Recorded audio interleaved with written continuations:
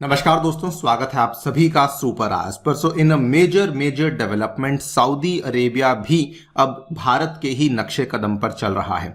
उनके जो crown Prince हैं मोहम्मद बिन सलमान, वो बेसिकली जो इंडिया के द्वारा फॉलो करी जाने वाली विदेश नीति है, that is the non alignment policy, उसी चीज को अब फॉलो कर रहे हैं। आप लोग यहाँ पे देख पाएंगे ये जो आर्टिकल है ये जस्ट कल ही सामने आया है from the wall street journal, जो कि यूएसए का एक जाना माना मैगजीन है। उसमें बताया गया है Saudi crown prince test drives non aligned foreign policy. तो इसी के बारे में हम डिस्कशन करने वाले हैं कि किस तरीके से ये नॉन अलाइनमेंट फॉरेन पॉलिसी को फॉलो कर रहे हैं, क्या क्या एविडेंसेस हमें देखने को मिल रहे हैं, एंड मोर इंपॉर्टेंटली उनके द्वारा ऐसा क्यों किया जा रहा है, इसको भी समझा जाएगा। आइए शुरू करते हैं दोस्तों मेरे साथ। मेरा नाम है अनिरुद्ध। यदि आप लोग इस लेक्चर की पीडीएफ को डाउनलोड करना चाहते हैं, मुझे फॉलो करना चाहते हैं, यहां पर दिए गए टेलीग्राम चैनल के माध्यम से ऐसा कर सकते हैं। इसके अलावा आपको बताना चाहूंगा कि 2023 के विद्यार्थियों के लिए हम लोग एक dedicated current affairs crash course लेकर आए हैं, जिसमें कि आपके लिए पिछले एक साल के जो रेलेवेंट करंट अफेयर्स हैं और उनके साथ जुड़ा हुआ जो स्टैटिक कंटेंट है वो अवेलेबल करवाते हैं। इस पूरे के पूरे कोर्स में आप एनरोल कर सकते हैं using my coupon code Anirudh, और इसका जो प्राइस है that is only and only 1299। इसका लिंक आपको नीचे डिस्क्रिप्शन में अवेलेबल करवा दिया गया है।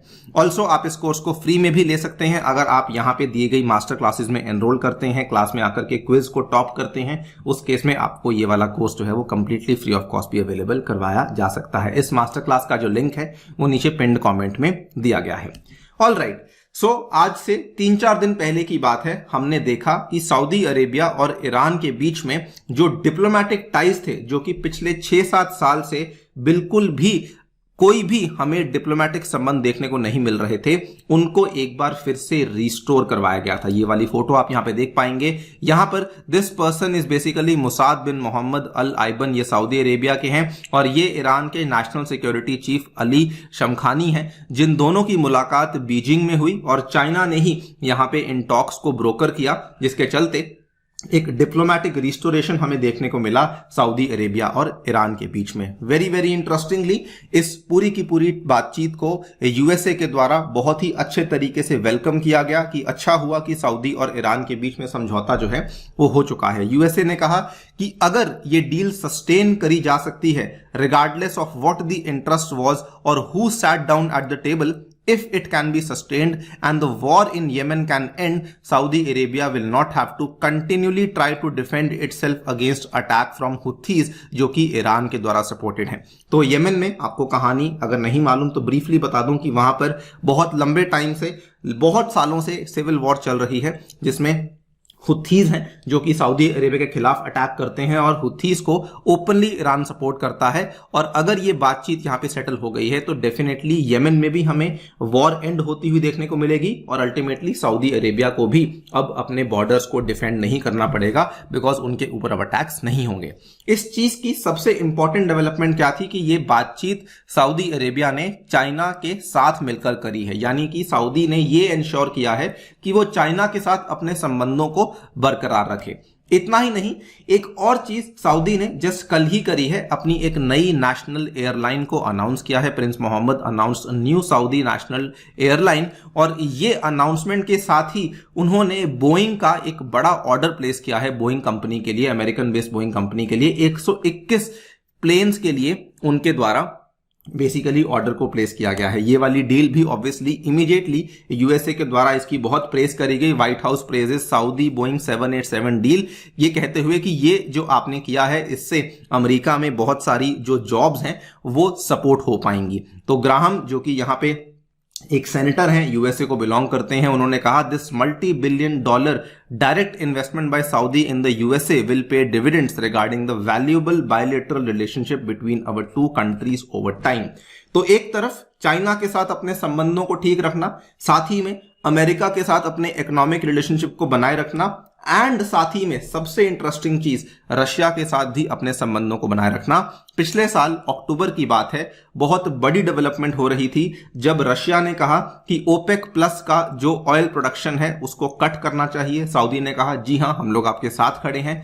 सिचुएशन इतनी बिगड़ चुकी थी, जो बाइडन ने कहा कि अगर सऊदी अरेबिया इस ओपेक कट को सपोर्ट करते हैं तो आपके लिए जो कॉन्सिक्वेंसेस होंगे वो ठीक नहीं होंगे। लेकिन उसके बावजूद भी सऊदी अरेबिया पीछे नहीं हटा। उन्होंने डिप्लोमेटिकली रशिया को सपोर्ट किया, कहते हुए कि हम लोग यहां पे रशिया के साथ खड़े हैं, हम लोग ऑयल कट को लेकर रशिया जो भी कह रहा है उसको सपोर्ट कर रहे हैं।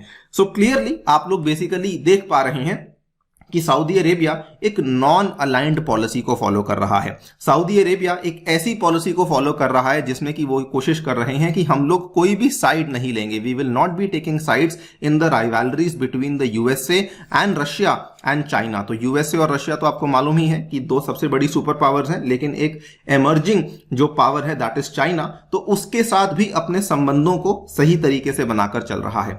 ये बड़ी सिंपल फोटो में आपको दिखेगा कि रशिया के ऊपर इन्होंने कोई सैंक्शंस नहीं लगाए। ओपेक प्लस का जो ऑयल प्रोडक्शन कट था उसको सपोर्ट किया। यूएसए के साथ $35 बिलियन की 121 एयरप्लेन्स की बोइंग की डील को फाइनल किया। उसके बाद चाइना के साथ इन्होंने मिलकर के ईरान के साथ रिकंसिलिएशन डील को यहां पे साइन किया है। क्लियरली ये तीनों बड़ी बड़ी पावर्स के साथ अपने संबंधों को सही तरीके से बनाकर चल रही हैं। एक और बड़ा अच्छा उदाहरण इसका आपको दिखाता हूं। इस फोटो को देखिए। सऊदी अरेबिया के जो फॉरेन मिनिस्टर हैं वो पहले जाते हैं यूक्रेन में जाकर के उन्होंने कुछ ह्यूमैनिटेरियन एड के लिए पैसा दिया। यूक्रेन के प्रेसिडेंट से मुलाकात करते हैं और इमीडिएटली अगले ही हफ्ते पहुंच जाते हैं रशिया में मॉस्को और वहां के एफएम से जाकर के मुलाकात करते हैं। तो ये भी एग्जैक्टली जैसे इंडिया करता है, ना तो यूक्रेन के खिलाफ बोलता है ना रशिया के खिलाफ बोलता है। रशिया के साथ हमारे संबंध चलते आ रहे हैं और यूक्रेन को हम लोग ह्यूमैनिटेरियन एड सपोर्ट देते आ रहे हैं। सेम चीज इन्होंने करी है। $400 मिलियन की ह्यूमैनिटेरियन एड अनाउंस करी है यूक्रेन के लिए और उसके बाद बातचीत को कंटिन्यू रखा है with Russia in Moscow. Exactly जैसे इंडिया अपनी नॉन अलाइनमेंट पॉलिसी को फॉलो करता है, सेम चीज सऊदी अरेबिया के द्वारा भी यहां पे करी जा रही है। सवाल यह आता है कि असल में सऊदी ऐसा कर क्यों रहा है। देखिए, सऊदी का जो सबसे पुराना सिक्योरिटी और डिफेंस पार्टनर है, ये एक वेल नोन फैक्ट है कि वो अमेरिका ही है।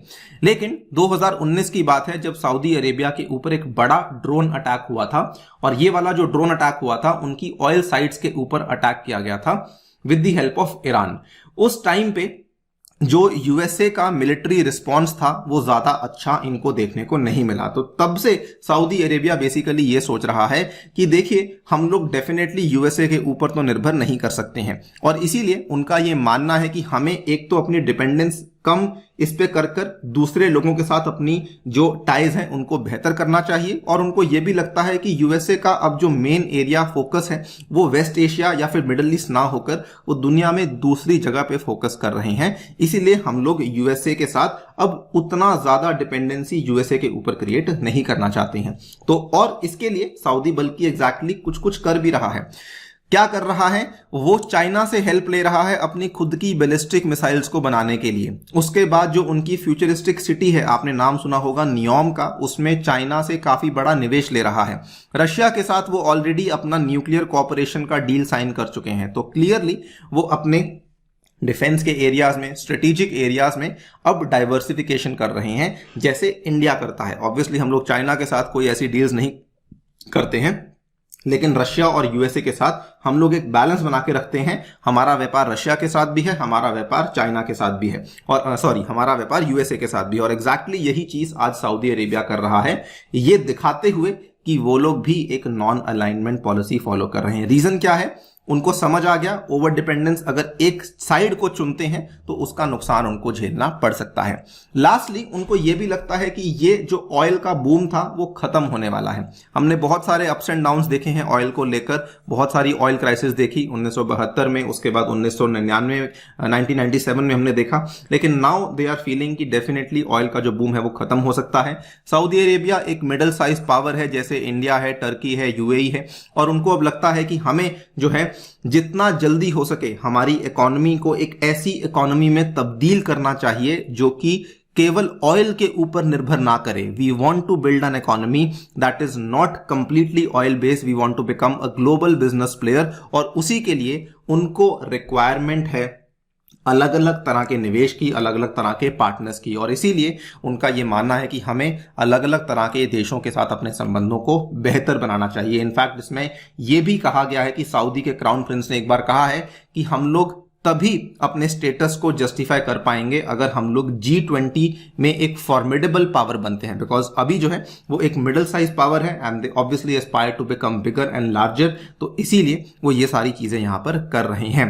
हालांकि इस पूरी की पूरी चीज को लेकर कुछ एक्सपर्ट्स कंफ्यूज्ड भी हैं कि एग्जैक्टली सऊदी कर क्या रहा है, बिकॉज इसमें कुछ क्लियरली नजर नहीं आ रहा। कुछ एक्सपर्ट्स का ये मानना है कि वो जानबूझ के यूएसए को टेस्ट कर रहे हैं, रशिया के करीब जा रहे हैं, चाइना के करीब जा रहे हैं, सो दैट यूएसए बेंड कर जाए और अल्टीमेटली उनको बेटर वेपन्स और बेटर न्यूक्लियर टेक्नोलॉजी ऑफर करे। लेकिन इस चीज को लेकर कोई क्लैरिटी अभी तक सामने नहीं आई है। एनी विच वेज आप लोग क्या सोचते हैं डेफिनेटली बताइए हमें कमेंट सेक्शन में। जाने से पहले एक बार फिर से बताना चाहूंगा दोस्तों, अगर आप मुझसे करंट अफेयर्स पढ़ना चाहते हैं तो ये वाला कोर्स में डेफिनेटली एनरोल कीजिए। इसका लिंक नीचे डिस्क्रिप्शन में आप लोगों के लिए अवेलेबल करवाया गया है। Thank you so much for listening, stay tuned and stay safe.